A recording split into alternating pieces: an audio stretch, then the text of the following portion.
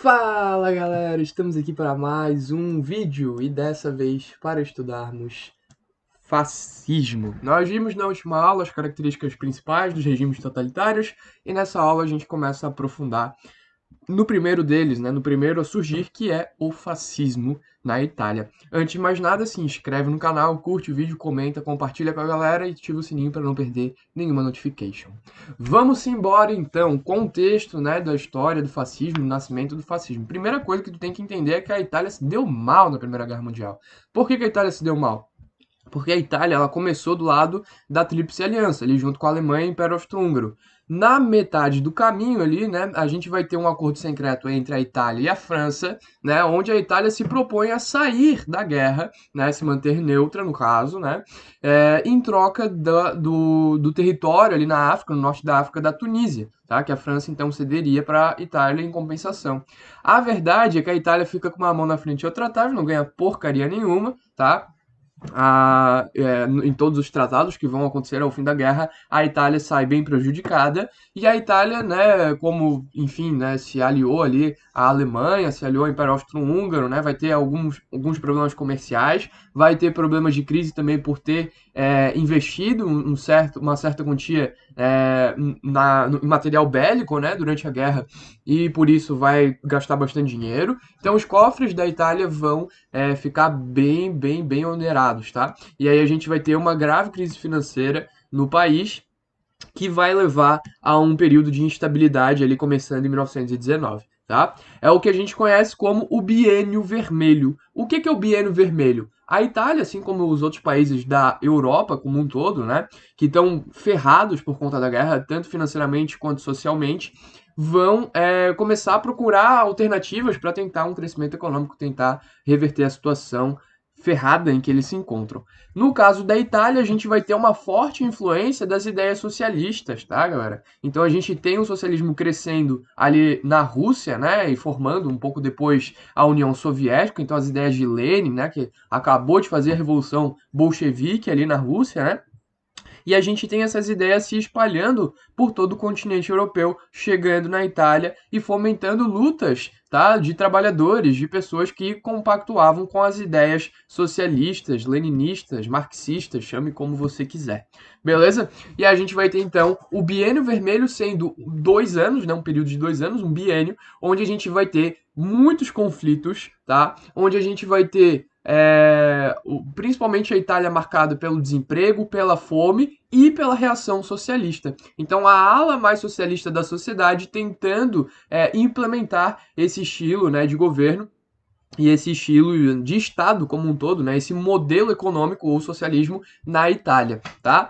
Óbvio que isso não vai ser aceito com tranquilidade. A galera que era bem de direita, né, a galera que era bem capitalista, vai lutar com unhas e dentes para que o socialismo não seja implementado na Itália. Apesar de que a gente vai ter primeiro-ministro mais de esquerda, a gente vai ter uma certa dominância política nesse biênio dos socialistas, tá? Dos esquerdistas, né? Como a galera gosta de chamar.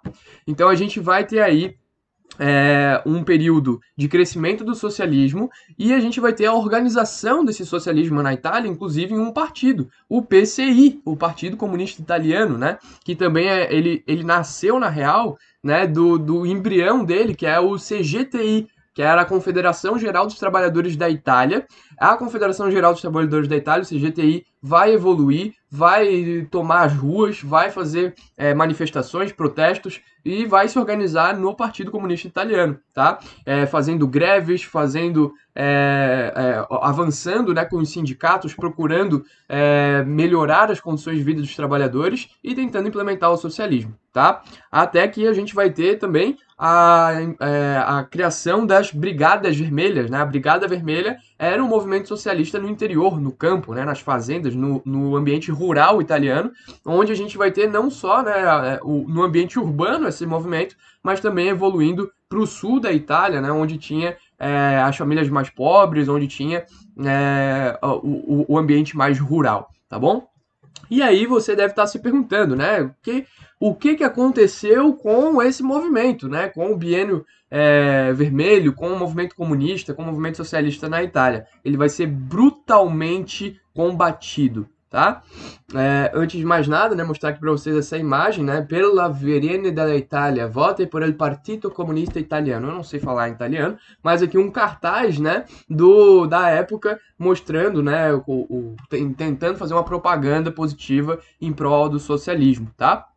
E a gente vai ter, então, uma resposta pesada, tá? Então, a gente tem o socialismo, como eu falei na última aula, crescendo, ficando cada vez mais forte, e a direita, para tentar contrabalancear, a direita não estava bem, porque a direita, ela estava, né, o capitalismo como um todo estava em crise, né, aquela crise que a gente falou de identidade do capitalismo financeiro, monopolista. Então, para conseguir angariar as massas, a direita, né, naquela conteúdo de física, né, do momento, a direita vai ter que ir cada vez mais para a direita, cada vez mais para o extremo dessa balança para conseguir equilibrar com o socialismo, tá? Então a gente vai ter um acirramento do discurso, tá? E na Itália vai surgir o Fasci Italiani di Combattimento, né? O que é o Fasci Italiani di Combattimento? Vai ser um grupo paramilitar, ou seja, um grupo que utilizava armas, que tinha porte de armas e que tentaria fazer então a justiça com as próprias mãos. Qual que é a justiça? A justiça é você pegar esses socialistas safados, colocar dentro de cadeia, né, e impedir a circulação das ideias que eles propagam. Essa é a justiça para esse tipo de grupo, tá? Eles vão ser extremamente nacionalistas, tá?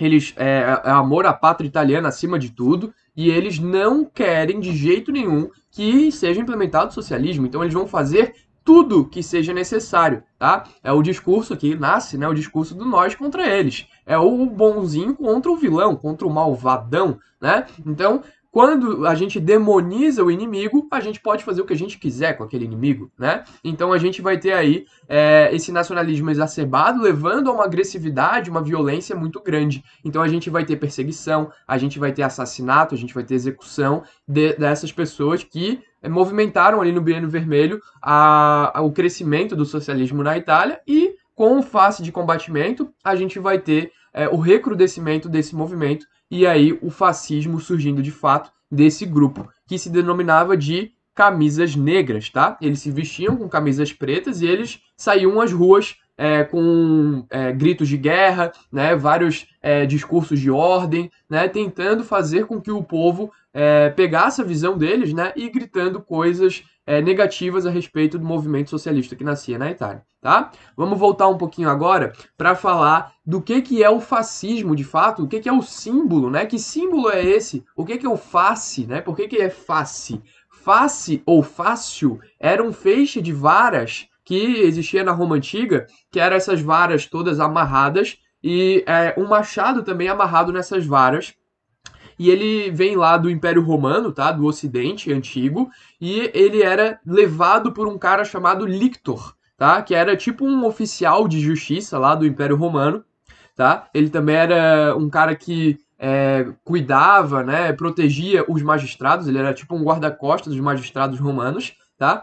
E basicamente é um símbolo utilizado na época para demonstrar ordem, para demonstrar justiça, tá?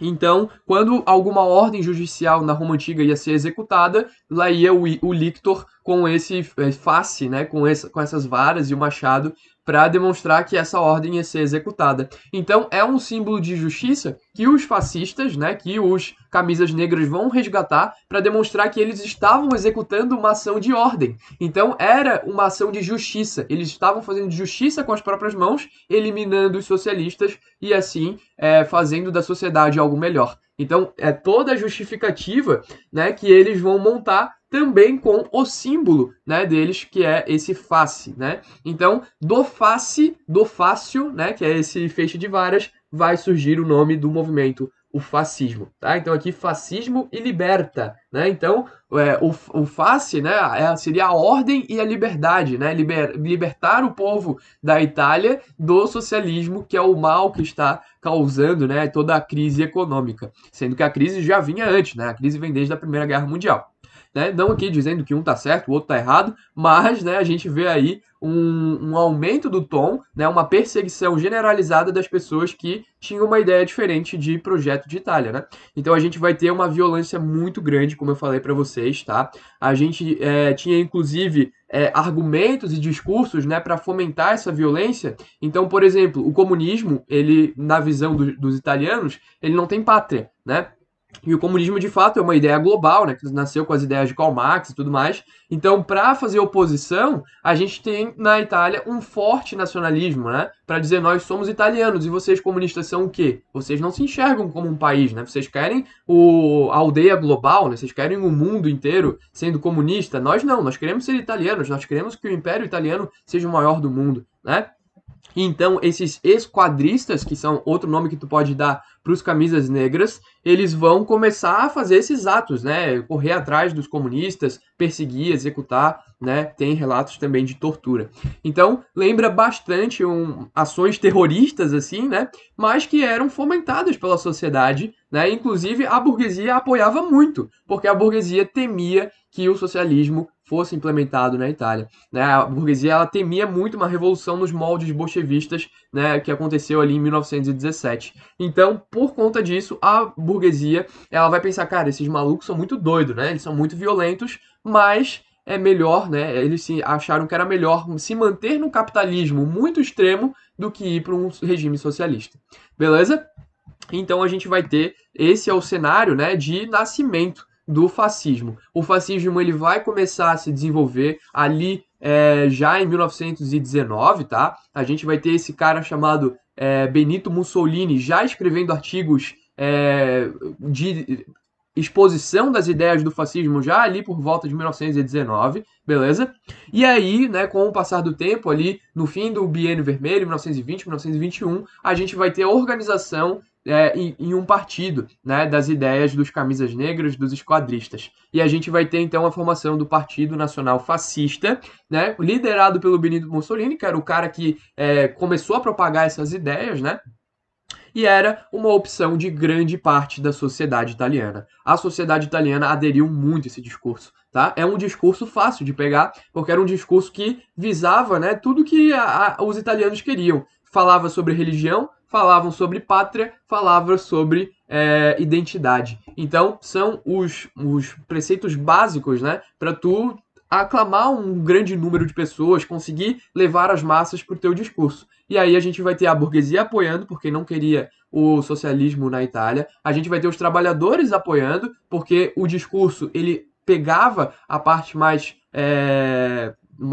pobre da sociedade, tá? E a igreja apoiando também, porque a igreja era anticomunista, né? Toda aquela questão, né, do socialismo denunciar a igreja por algumas práticas, e então a igreja era totalmente contra o socialismo, tá? E aqui no século XX a gente tem essa tendência, tá? Da igreja andar lado a lado com esses regimes totalitários, beleza?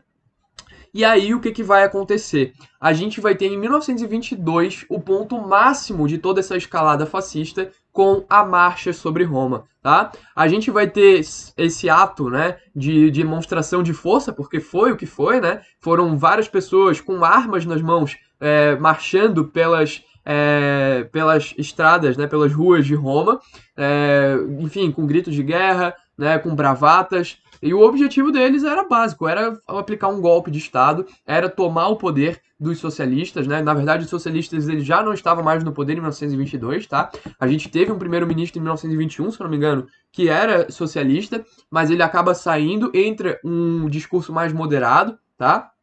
E aí a gente vai ter o Luigi Facta, né, sendo um ministro liberal, né, mais ligado ao capitalismo monopolista, ao capitalismo liberal, as ideias liberais da economia.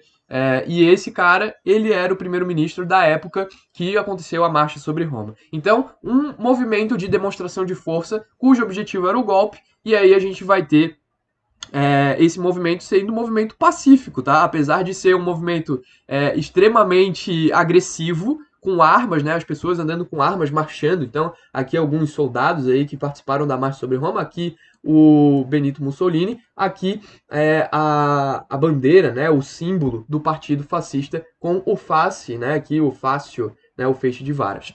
E aí a gente vai ter esse movimento sendo pacífico, por quê? Porque ninguém tinha coragem de enfrentar. Os socialistas nessa época já estavam num número bem menor, bem reduzido, sofrendo muita perseguição, muitos fugiram da Itália, tá? E a gente tem essa galera, né, com um discurso de estabilidade, que eles trariam a estabilidade para a Itália e por isso deveriam tomar o poder, tá? Eles associavam muito esse período de fome, esse período de crise aos socialistas, tá? Então eles viriam como uma solução para o problema. E aí a gente vai ter o Luigi Facta, né, que era esse ministro liberal que estava com o poder, né? Lembrando que a Itália ela vivia um regime de monarquia parlamentarista, né? Então o rei era o Vítor Emanuel III, que era um cara simpatizante ao fascismo, ele estava gostando desse discurso, tá?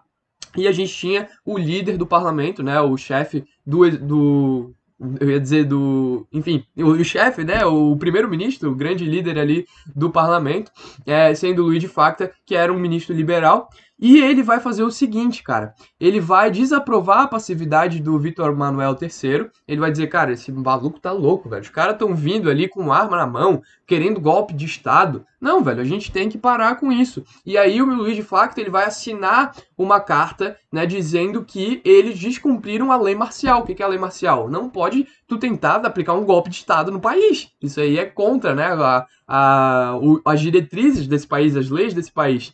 Então a gente vai ter o Luigi Facta assinando a lei marcial e enviando para o Vítor Emanuel III assinar, né, aprovar a lei marcial. E o Vítor Emanuel III disse, não vou assinar. E para mim tá de boa eles fazerem a marcha sobre Roma. E aí o Luigi Facta, para não compactuar com isso, acaba renunciando, tá? Ele que é o primeiro-ministro ali, também chamado de premier, vai renunciar. E aí o Vítor Emanuel III vai nomear quem? Exatamente, o líder dos fascistas. O Benito Mussolini. Benito Mussolini, então, vira o premier, tá? Ele vai acabar sendo nomeado e efetivado como premier, o primeiro-ministro da Itália. E aí, te convido para na próxima aula a gente ver o que vai acontecer quando o Benito Mussolini assume essa liderança. Beleza? Te vejo lá então. Beijão, até mais.